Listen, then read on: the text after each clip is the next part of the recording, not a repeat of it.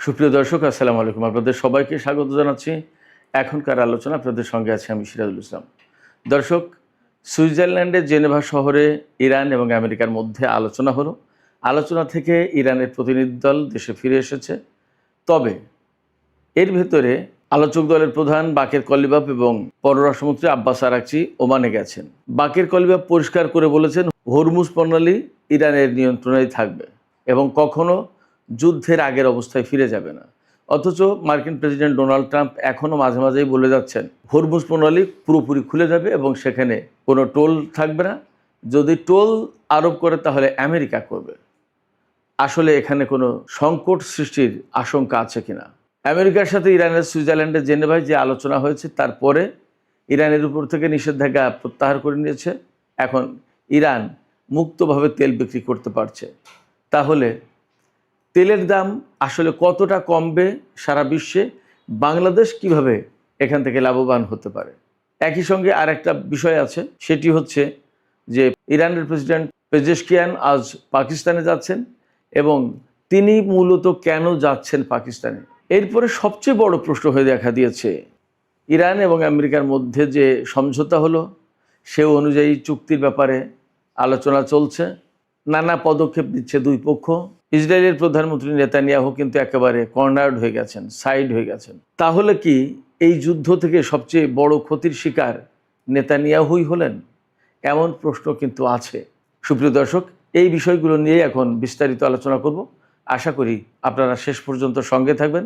আর video ভালো লাগলে like, comment, share করবেন এবং চ্যানেলটি সাবস্ক্রাইব করে সাথেই থাকবেন। দর্শক, চলুন বিস্তারিত আলোচনা করি। গতকাল সুইজারল্যান্ডের জেনেভা শহরে ইরান এবং আমেরিকার মধ্যে আলোচনা শেষ হয়েছে। আলোচনা শেষের পরে ইরানি প্রতিনিধি দল তেহরানে ফিরে এসেছেন। তবে আলোচক দলের প্রধান বাকের কলিবাফ এবং পররাষ্ট্রমন্ত্রী আব্বাস আরাকচি ওমানে গেছেন। তাদেরকে বিমানবন্দরে স্বাগত জানান ওমানের পররাষ্ট্রমন্ত্রী বদর আল বুসাইদি। সাংবাদিকদের কাছে কলিবাফ একদম পরিষ্কার করে বলেছেন, হরমুজ প্রণালী নিয়ন্ত্রণ করবে ইরান এবং ওমান। এই পরিচালনা করার দায়িত্ব তাদের হাতে থাকবে। এই প্রণালী কখনো আর যুদ্ধের আগের অবস্থায় ফিরে যাবে না। যুদ্ধের আগের অবস্থা বলতে, যুদ্ধের আগে যেমন হরমুজ প্রণালীতে টোল ছিল না, কোনো নিয়ন্ত্রণ ছিল না, যে যার মতো খুশি সেই তার মতো করে জাহাজ চালাতে পারত। কোনটা সামরিক জাহাজ, কোনটা বেসামরিক জাহাজ, কোনটা তেলবাহী জাহাজ, কোনটা পণ্যবাহী জাহাজ, এগুলো কোনো হিসাব নিকাশ ছিল না। কোনটা ইসরায়েলের, কোনটা আমেরিকার, এগুলো কোনো কিছু হিসাব নিকাশ ছিল না, চিন্তাভাবনা ছিল না। কিন্তু এখন ওই রকম হবে না। তার মানে এখন কন্ট্রোল থাকবে এবং সেই কন্ট্রোলটা বেসিক্যালি ইরানের হাতে থাকবে। এর সাথে সহযোগী দেশ হিসেবে থাকবে ওমান। এবং এখানে জাহাজ পারাপারের ফি হিসেবে টোল হয়তো নেওয়া হবে না, ইরানের পক্ষ থেকে যা বলা হচ্ছে। একটা টাকা নেওয়া হবে, যেমন পরিবেশ দূষণ হয় জাহাজ চলাচলের ফলে, তেল অনেক সময় পড়ে, অনেক বর্জ্য পড়ে। এই যে হরমুজ প্রণালী বা পারস্য উপসাগরের বিরাট উপকূল, উত্তর উপকূল পুরোটাই তো ইরানের ভূখণ্ডের সাথে যুক্ত। এই যে বর্জ্য যত যা কিছু পরিবেশ বিনষ্ট হওয়ার যত যা কিছু, সেটা ইরানের সাথেই যায়। ফলে এই রকম বেশ কিছু বিষয় থাকবে যে বিষয়ের ম্যানেজমেন্টের জন্য বা ডেভেলপমেন্টের জন্য ইরান একটা টাকা নেবে জাহাজ প্রতি জাহাজ থেকে। সেটা সরাসরি টোল হিসেবে না হলেও পরিবেশ রক্ষা, আদার সেকশন দেখিয়ে এই টাকাটা নেওয়া হবে। তার মানে দাঁড়াচ্ছে যে একেবারে বিনা পয়সায় জাহাজ পারাপার হবে না এই 60 দিনের পরে। তারপরে আরেকটা ব্যাপার হবে, ইরান আগেই বলেছে ইসরায়েলের কোনো জাহাজ চলাচল করতে পারবে না হরমুজ প্রণালী দিয়ে। তার মানে ইসরায়েলের জন্য এই জাহাজ চলাচল বন্ধ হয়ে গেল সম্ভবত। এরপরে আমেরিকার কোনো সামরিক জাহাজ চলাচল করতে পারবে না হরমুজ প্রণালী দিয়ে, ইরান এটাও বলেছে। এই সমঝোতার ভিতরে আসলে এইটা নিয়ে কি হবে আমি জানি না, কিন্তু এটা বলেছিল। সেক্ষেত্রে একটা ব্যাপার তো এখানে থাকবেই, অর্থাৎ হয় আমেরিকাকে ছাড় দিতে হবে, না হয় ইরানকে ছাড় দিতে হবে, বা কোনো একটা ম্যানেজমেন্টের ব্যাপার থাকবে। দেখা যাক কীভাবে এটা হয়। যাই হোক, এই যে গতকাল জেনেভা আলোচনা হলো, এই আলোচনাকে খুবই সফল বলছে, সব পক্ষই সন্তুষ্ট। আমরা যা দেখছি, জেডি ভ্যান্স মার্কিন ভাইস প্রেসিডেন্ট তিনিও সন্তুষ্ট বলছেন, পাকিস্তানও সন্তুষ্ট, কাতারও সন্তুষ্ট, ইরানও মোটামুটি বলছে যে ভালো আলোচনা হয়েছে, আলোচনায় ভালো অগ্রগতি হয়েছে এবং বেশ কয়েকটা চুক্তিও হয়েছে যাতে এই প্রক্রিয়াটা সহজ হয়। ইরানের উপর থেকে তেল নিষেধাজ্ঞা একদম কমপ্লিটলি তুলে নিয়েছে 60 দিনের জন্য। তারপরে যাতে ইরান সহজে তেল বিক্রি করতে পারে তার জন্য একটা প্রয়োজনীয় ডকুমেন্ট দিয়েছে আমেরিকা, যাতে কেউ কোনো ডিস্টার্ব না করে। এরপরে ইরানের $12 বিলিয়ন ছাড়ের ব্যাপারে একদম চুক্তি হয়েছে। সেই 24 বিলিয়ন ডলার আটকে আছে, তার ভিতরে $12 বিলিয়ন পাবে এখন, আর কিছুদিনের ভিতরে হয়তো বাকি $12 বিলিয়ন। তো এই $12 বিলিয়ন ইরান পেয়েছে, মানে চুক্তি হয়েছে, খুব শীঘ্রই হয়তো 2-1 দিনের ভিতরে পেয়ে যাবে, অথবা পেয়ে গেছে। কাতারের ব্যাংকে হয়তো দিয়েছে, ইরান টাকা নিয়ে নেবে, ব্যাংকিং চ্যানেলে ঢুকতে পারবে এখন ইরান। সেক্ষেত্রে বেশ কিছু সুবিধা পাবে। এখানে সবচেয়ে বড় যে প্রশ্ন, ইরানের তেল বিক্রির উপর থেকে আমেরিকা তার নিষেধাজ্ঞা প্রত্যাহার করে নিয়েছে। এই ঘটনাটাকে সাম্প্রতিক ইতিহাসে সবচেয়ে বড় ঘটনা বলা হচ্ছে, কারণ বহু বছর ধরে ইরানের উপর নিষেধাজ্ঞা রয়েছে এবং ইরান বিকল্প পথে বিভিন্নভাবে কম দামে ব্ল্যাক মার্কেটে নানান কায়দায় তার তেল সে বিক্রি করে গেছে।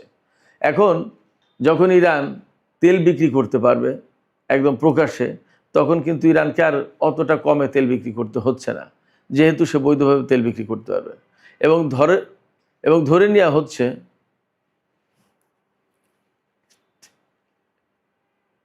এই বৈধভাবে তেল বিক্রি করার কথা চীন থেকে শুরু করে সবার কাছে, তার মানে বাড়তি দামে। যদিও তেলের দাম কমে আসবে, ইরানের উপর থেকে নিষেধাজ্ঞা প্রত্যাহার করার পরে আন্তর্জাতিক গণমাধ্যম থেকে জানা যাচ্ছে যে 1 থেকে 3% দাম কমে গেছে। এখনই হুড়মুড় করে দাম কমছে না এই কারণে যে হরমুজ প্রণালীর যে রেকর্ড, গত 24 ঘন্টায় 24টা জাহাজ, 2 ডজন জাহাজ চলাচল করেছে হরমুজ প্রণালী দিয়ে। অথচ যুদ্ধের আগে কিন্তু প্রতিদিন অন্তত 100 জাহাজ চলাচল করত এই হরমুজ প্রণালী দিয়ে। তার মানে প্রতি ঘন্টায় 4টা বা তার বেশি জাহাজ চলাচল করত। সেই জায়গায় গত 24 ঘন্টায় প্রতি ঘন্টায় 1টা করে জাহাজ চলাচল করেছে, কোথায় 4টার বেশি আর কোথায় 1টা, 3টার বেশি কম। তো এই জাহাজের ভেতর তো সব তেলের জাহাজ না হয়তোবা। এর মানে দাঁড়াচ্ছে যে হরমুজ প্রণালী খুলেছে, কিন্তু একদম স্বাভাবিক গতি ফিরিয়ে আনতে অনেকটা সময় লেগে যাবে, কারণ সেখানে ইরানের পক্ষ থেকে মাইন বসানো হয়েছিল। বেশ ঝুঁকিপূর্ণ এখনও রুটগুলো। এছাড়া একদম ওখানে তো অনেকগুলো দ্বীপ, সেক্ষেত্রে হুটহাট করে যেমনি সেমনি চলে যেতে পারছে না, রুট মেনটেন করে যেতে হয়। ইরান যে রুট দিয়েছে সেই রুটেই জাহাজ চলাচল করতে হচ্ছে, তার বাইরে যাওয়া যাচ্ছে না। সেক্ষেত্রে জাহাজ চলাচল ধীরগতির। আবার যদি ইরান ম্যানেজমেন্টের জন্য টাকা নেয় প্রত্যেকটা জাহাজ থেকে, তাহলে এটার ব্যাপারে একটা সিস্টেমেটিক ওয়ে থাকবে। এই সিস্টেম ফলো করে যখন হরমুজ প্রণালী পার করতে হবে, তখন আগের মতো জাহাজ আসলে কখনোই আর অত বেশি চলাচল করতে পারবে না। এটাই মোটামুটি বাস্তবতা বলে মনে হচ্ছে। সেক্ষেত্রে ইরানের সাথে আমেরিকার এই চুক্তি হয়ে গেলেও, ইরানের উপর থেকে তেল নিষেধাজ্ঞা প্রত্যাহার করে নিলেও, আন্তর্জাতিক বাজারে তেলের ফ্লো, তেলের প্রবাহ যে খুব দ্রুত বেড়ে যাবে এতটা ভাবার মনে হয় এখনই সুযোগ আসছে না। সেক্ষেত্রে তেলের দাম আস্তে আস্তে ধীরে ধীরে কমবে, কিন্তু ধীরে ধীরে। এই জায়গায় বাংলাদেশ কিভাবে সুবিধা পেতে পারে? এখানে একটা ব্যাপার হচ্ছে যে আন্তর্জাতিক বাজারে যখন তেলের দাম, জ্বালানির দাম কমবে, তখন বাংলাদেশেও অনেকটাই কমার কথা। কিন্তু মুশকিল অন্য জায়গায়। তেলের দাম কমলো, কিন্তু অর্থনীতিতে যদি একটা মন্দাভাব অবস্থা তৈরি হয়, তাহলে কিন্তু বাংলাদেশের রেমিট্যান্স কমে যাবে। আবার তেলের দাম বাড়লেও সেই সংকট তৈরি হয়। যেমন তেলের দাম বাড়লে দুনিয়ার সব কিছুর দাম বেড়ে যায়। আর যদি যে যুদ্ধ গেল বা যে পরিস্থিতি বিরাজ করছে, এর কারণে যদি কোনো রকমের রিসেশন অর্থাৎ মন্দা অবস্থা তৈরি হয়, তাহলে আমরা যেহেতু জনশক্তি রপ্তানি করি, পোশাক রপ্তানি করি, এর দুটো খাতেই ঝামেলা তৈরি হবে। ঝামেলা তৈরি হবে কীরকম? যখনই আর্থিক মন্দা দেখা দেয় বিশ্ব অর্থনীতিতে, তখন যারা উদ্যোক্তা, যারা জনশক্তি আমদানি করে বা পোশাক আমদানি করে, তাদের কেনার পরিমাণ, জনশক্তি নেয়ার পরিমাণ, এগুলো সব কমে যায়। কারণ ধরুন একটা হোটেল, একটা পর্যটন কেন্দ্রে একটা হোটেল হয়তো 3 শিফট চলতো, এখন সব কিছু দাম বেড়ে যাওয়ার কারণে পর্যটনের সংখ্যাও কমে যাবে। তখন ওই হোটেল মালিক স্বাভাবিকভাবেই তার 3 শিফটের জায়গায় 2 শিফট করবে, 2 শিফটের জায়গায় 1 শিফট করবে। আলটিমেটলি লোক কম লাগবে, তখন তার যে বাড়তি লোক আছে সে ছাঁটাই করবে বা বেতন কমিয়ে দেবে, তারপরে ওভারটাইম কমে যায়। এরকম নানান কারণে শ্রমিক যারা ছিল বা জনশক্তি যারা বিদেশে গেছে তাদের সবার আয় ইনকাম কমে যায়, তখন তারা রেমিট্যান্স কিন্তু কম পাঠাতে পারবে। এইভাবে আমাদেরকে একটা স্বস্তির নিঃশ্বাস ফেলার সুযোগ দিলেও অর্থনীতির যে অবস্থা, এখনও মন্দা অবস্থা তৈরি হয়নি, কিন্তু এমনটি আশঙ্কা আছে। এবং এই অবস্থা অনেকটা ডিপেন্ড করছে চীনের উপরে। চীন কতটা বেশি মাত্রায় তেল ব্যবহার করবে এবং কতটা বেশি তার ফ্যাক্টরি আদার চালু করবে, তার পশ্চিমা জগতে তার বাজার চাহিদা পূরণ করার জন্য চীনা কতটুকু পণ্য উৎপাদন করবে এবং পশ্চিমা জগৎ কতটুকু গ্রহণ করছে, আবার পশ্চিমাদের পণ্য সারা বিশ্বে কীভাবে সাপ্লাই চেইনে যাচ্ছে, এগুলোর অনেক কিছুর উপর ডিপেন্ড করছে। সেক্ষেত্রে আমার কাছে মনে হচ্ছে সামগ্রিক বিচারে বাংলাদেশ যে খুব বেশি একটা লাভবান হতে পারবে তা না, তবে এই জায়গায় লাভবান হওয়ার পথটা কী এবং কোন উপায়ে আমরা লাভবান হতে পারি, এই জন্য কূটনৈতিক প্রক্রিয়ার পাশাপাশি অর্থনৈতিক বিশেষজ্ঞ যারা আছে তাদেরকে নিয়ে আলোচনা করা দরকার, তাদের পরামর্শ নেওয়া দরকার এবং তাদেরকে প্রয়োজনীয় দায়িত্ব দেওয়া দরকার। এই বিষয়গুলো নিয়ে তারা ভাবুক, চিন্তা করুক, গবেষণা করুক এবং কার্যকর পদক্ষেপ নেওয়ার জন্য সরকারকে পরামর্শ দিক। সেটাই হবে বাংলাদেশের জন্য সুবিধাজনক। যা হোক, সুপ্রিয় দর্শক, এই যে ইরান, আমেরিকা, ইসরায়েল যে যুদ্ধ হলো, এই যুদ্ধের ভেতরে একটা গুরুত্বপূর্ণ পার্ট ছিল, উল্লেখযোগ্য পার্ট ইসরায়েল। এবং বলাই হচ্ছে যুদ্ধের আগে থেকে এই পর্যন্ত সবাই যে এই যুদ্ধে ইসরায়েল মূলত আমেরিকাকে টেনে আনলো বা ইসরায়েল আমেরিকাকে টেনে এনেছে। অনেকে বলছে যে ইসরায়েলের প্রধানমন্ত্রী নেতানিয়াহুর বুদ্ধি, পরামর্শ, উস্কানি এবং চাপে ডোনাল্ড ট্রাম্প এই যুদ্ধে জড়িয়ে গেছে। এখন এই যুদ্ধে জড়িয়ে যাওয়ার পর যখন ইরানের পক্ষ থেকে শক্ত জবাব দেওয়া হয়েছে, তখন কিন্তু সবচেয়ে বেশি ক্ষতিগ্রস্ত হয়েছে সামরিক দিক দিয়ে, অর্থনৈতিক দিক দিয়ে, রাজনৈতিক দিক দিয়ে, কূটনৈতিক দিক দিয়ে, আন্তর্জাতিক অস্ত্রবাজারে আমেরিকা ক্ষতিগ্রস্ত হয়েছে। এই সব দিক দিয়ে আমেরিকা ক্ষতিগ্রস্ত হয়েছে বেশি। এখন যখন আমেরিকার লোকজন বুঝতে পেরেছে যে এই যুদ্ধ মূলত তাদেরকে ক্ষতিগ্রস্ত করে দিচ্ছে, তখন কিন্তু তারা এই যুদ্ধ বন্ধের জন্য উঠে পড়ে লেগেছিল, পাগল হয়ে গিয়েছিল। ডোনাল্ড ট্রাম্পকে আপনারা দেখেছেন যে অনেকটা জোর করে ইরানকে চুক্তি করতে বাধ্য করলো। জোর করে বলতে যে ভাই, আমরা যুদ্ধ চাই না, মাপ চাই, তোমরা চুক্তি করো, একটা চুক্তি করো, এরকম একটা পরিস্থিতি। এই চুক্তির ব্যাপারে কিন্তু ইসরায়েলের পক্ষ থেকে যথেষ্ট নেগেটিভ অবস্থানে ছিল। ইসরায়েল তারা এই চুক্তি চায়নি। তার সবচেয়ে বড় কারণ সেটা হচ্ছে যে এই চুক্তি যদি হয়ে যায় তাহলে ইসরায়েলের রাজনীতিবিদদের যে সিকিউরিটি পলিটিক্স, যেটা মধ্যপ্রাচ্যের নিরাপত্তার ভয় দেখিয়ে যে রাজনীতি, সেই রাজনীতি কিন্তু শেষ হয়ে যায়। কীরকম একটু ব্যাখ্যা করি। ধরুন, নেতানিয়াহু সবসময় বলে যে ইরানের হাতে পরমাণু অস্ত্র আছে বা পরমাণু অস্ত্র বানাতে পারে, তার পরমাণু কর্মসূচি আছে। এটা না ধ্বংস করলে কিন্তু মধ্যপ্রাচ্য অর্থাৎ ইসরায়েলে শান্তি আসবে না। কেমন? মধ্যপ্রাচ্যে অস্থিতিশীল একটা অবস্থা থাকবে, ইসরায়েল নিশ্চিত হতে পারে না। আবার ইরানের হাতে যে ক্ষেপণাস্ত্র আছে, এটাও ইসরায়েলের অস্তিত্বের জন্য হুমকি। আবার সবচেয়ে বড় কথা যা বলে আসছিল, ইরানে যে সরকার আছে, ইসলামিক বিপ্লবী সরকার, এই সরকার থাকা মানেই ইসরায়েলের জন্য হুমকি, বিপদ। এই সরকার যতক্ষণ পর্যন্ত আছে ততক্ষণ পর্যন্ত ইসরায়েল নিরাপদ নয়। এমনকি আমেরিকার স্বার্থ মধ্যপ্রাচ্যের নিরাপদ নয়, ইউরোপীয়দের স্বার্থ নিরাপদ নয়। এইভাবে নেতানিয়াহু বা ইসরায়েলের নেতারা পশ্চিমাদেরকে বোঝাতো, এমনকি মধ্যপ্রাচ্যের দেশগুলোকেও বুঝিয়েছে ইরান একটা বিরাট বড় হুমকি, ইরান হলো ঝুঁকি। এই সমস্ত বুঝিয়ে যুদ্ধে এনেছিল। কিন্তু যখন ইরানের সাথে চুক্তি করছে আমেরিকা, তখন তো এই যুদ্ধ পরিস্থিতি আর থাকছে না, আর যুদ্ধের প্রশ্ন থাকছে না, বরং শান্তি প্রতিষ্ঠার প্রশ্ন, মধ্যপ্রাচ্য স্থিতিশীল হয়ে যাওয়ার প্রশ্ন।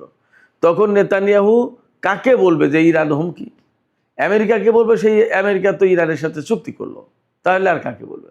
মধ্যপ্রাচ্যের দেশগুলোকে বলবে, তারা তো ইরানের সাথে বন্ধুত্ব সৃষ্টি করছে, তাহলে কাকে বলবে? সেক্ষেত্রে ইসরায়েলের যে রাজনৈতিক নেতারা আছে, বিশেষ করে নেতানিয়াহু, যিনি সবচেয়ে বেশি এই ইরান জুজুর ভয় দেখিয়ে ইরানের হুমকিকে সবার সামনে তুলে ধরে ইরানের বিরুদ্ধে যুদ্ধ করেছে বা ইরানের বিরুদ্ধে সবসময় বারবার কাট অবস্থানে ছিল, এই জায়গা থেকে কিন্তু একটা সংকটে পড়ে গেল নেতানিয়াহু। তিনি কিন্তু আর এভাবে কাউকে বোঝাতে পারবেন না, মানুষ তার এই বক্তব্য আর গ্রহণ করবে না। সেক্ষেত্রে তার রাজনৈতিক ভবিষ্যৎ কী তাহলে ইসরায়েলি জনগণের মধ্যে? বরং ইসরায়েলের জনগণ 92%-এর বেশি, আমি সেদিন একটা ভিডিওতে বলেছিলাম, 92%-এর বেশি মানুষ মনে করে যে ইসরায়েল ব্যর্থ হয়েছে, ইসরায়েল পরাজিত হয়েছে, ইরানিরা জিতেছে। তো যে 92% মানুষ এইটা ভাবে, তারা তো ভোটার ইসরায়েলের, তারা তো নেতানিয়াহুকে ভোট দেবে না। তাহলে কি অবস্থা দাঁড়ায়? তাহলে যা দাঁড়ায় তা হচ্ছে এই, নেতানিয়াহু আগামী নির্বাচনে মনে হয় ক্ষমতা আসতে পারবে না, এবং ক্ষমতায় আসতে গেলে তার বহুত কাঠখড়ি পোড়াতে হবে। আর এই জুজুর ভয় দেখিয়ে তার রাজনীতি করা হয়তো হবে না। সেক্ষেত্রে নেতানিয়াহুর রাজনৈতিক ভবিষ্যৎ যথেষ্ট ক্ষতিগ্রস্ত হলো। এবং এই জায়গা থেকে বলা যায় যে ইরান, আমেরিকা, ইসরায়েলের ভেতরে যে যুদ্ধ হলো, সেই যুদ্ধে সবচেয়ে বেশি ক্ষতিগ্রস্ত হয়েছেন নেতানিয়াহু। সুপ্রিয় দর্শক, আজকে ইরানের president doctor Masoud Pezeshkian Pakistan সফরে যাচ্ছেন। একদিনের সফরে তিনি পাকিস্তান যাবেন। আমি যখন ভিডিও করছি তখন যাবেন বলছি, হয়তো এই ভিডিও যখন শুনবেন ততক্ষণে হয়তো তিনি পাকিস্তান পৌঁছে যাবেন।